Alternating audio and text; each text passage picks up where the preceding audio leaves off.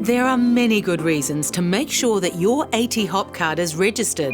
But right now, the best reason is that it may help the Ministry of Health with contact tracing for COVID-19. If we have your contact details on record, the Ministry of Health will be able to get in touch with you if required. It's easy to register, and you could be doing your community a big favour. To register your AT.hop card, first visit AT.govt.nz/registerhop. Fill in your details and click Submit.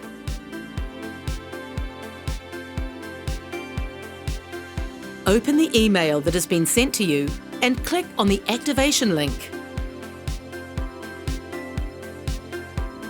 Create your password. Log in and update your details.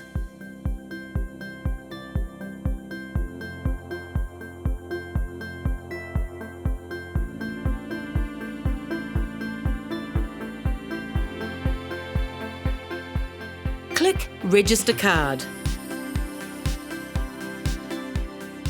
Enter your AT.hop card number from the back of your card. Under Who is the card for?, select Existing Account and select your account. Click Register Card. That's it, you're good to go.